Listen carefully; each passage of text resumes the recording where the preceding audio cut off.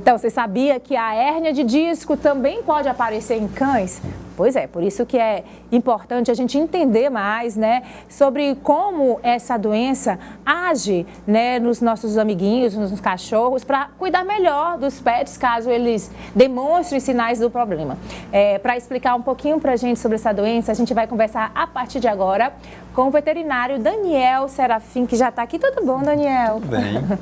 Alegria receber você de novo aqui no nosso Obrigado, Sente Tudo. alegria também. Sempre orientando aí, né, os tutores, o papai, a mamãe pet, a cuidar melhor, né, dos seus animaizinhos, que às vezes a gente sabe que surgem muitas dúvidas, né? E a gente está falando de um problema que às vezes quem está em casa nem sabia que podia afetar também os animais, né? Que é a hérnia de disco. Vamos começar explicando como é que essa doença, né, age nos animais, doutor? Certinho. Então, a hérnia de disco é uma compressão da medula espinhal causado por uma degeneração do disco, tá? Essa degeneração, ela pode atingir o pet em várias idades.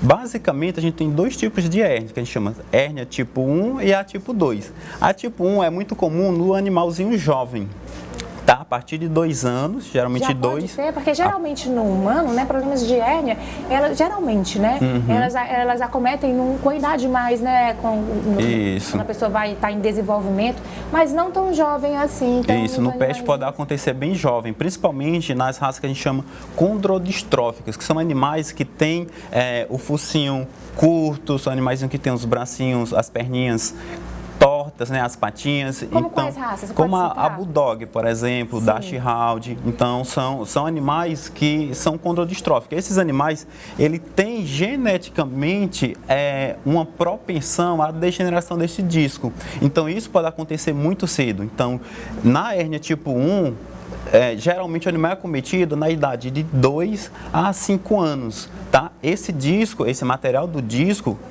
dentro dele tem um material que a gente chama núcleo pulposo, que é um material gelatinoso, que na hérnia de disco acontece a degeneração desse disco e esse material, ele extrusa em direção à medula espinhal, causando tanto uma contusão como uma compressão da medula espinhal. E o animalzinho, ele pode manifestar diferentes graus de alterações, a depender desse nível de compressão, tá? Então, inicialmente, o sinal mais precoce seria a dor. Então, a dor é algo que a gente nota com frequência nesses pacientes, mas a depender do nível de alteração, o animalzinho ele pode até parar de andar de forma aguda. Tá, doutor Daniel, a gente está vendo algumas imagens que elas retratam justamente isso, né? Alguns animaizinhos com problema de hérnia e a gente vê dificuldade no caminhar, na locomoção, né? Exato. Esse outro aí é o teste para saber? Isso é durante uma avaliação neurológica em que a gente faz alguns testes para testar principalmente os reflexos do animal, a sensibilidade dolorosa, para a gente, através do exame neurológico, ter ideia do local da lesão, onde essa hérnia de disco está acometendo, se é na coluna cervical, torácica, lombar e o grau também de alteração neurológica. Então, o paciente pode ter desde um grau 1, em que é manifestada apenas a dor, como um grau 5, em que o animal pode ficar paraplégico ou tetraplégico, né? Perder completamente a movimentação. Olha isso, então é preciso realmente estar muito atento aí aos sintomas e como o senhor explicou, né? Já pode atingir os nossos amiguinhos já a partir de 2 anos de vida, então animais considerados jovens ainda já podem ser acometidos aí por esses problemas de hérnia. Agora, doutor, além dessa dificuldade de locomoção, né, quais outros sintomas que a gente pode observar nos bichinhos, né, que infelizmente a gente não consegue se comunicar, está sentindo alguma dor? E outra coisa, é possível se prevenir a hérnia? Então, o sinal mais precoce realmente é a dor. A dor nem sempre é tão fácil do tutor notar. Então, geralmente você vai notar sintomas mais inespecíficos, o animalzinho é mais apático, vai diminuir a atividade, às vezes o animalzinho ele se esconde, às vezes reclama na hora de você pôr ele no colo, então ele demonstra um incômodo e diminuição da atividade. Isso já é algo que o tutor pode notar, que é necessário uma avaliação bem minuciosa, porque esses sinais eles se confundem com outras alterações, como uma alteração ortopédica, como uma doença infecciosa, então é necessário realmente uma avaliação bem minuciosa. Então, os sintomas mais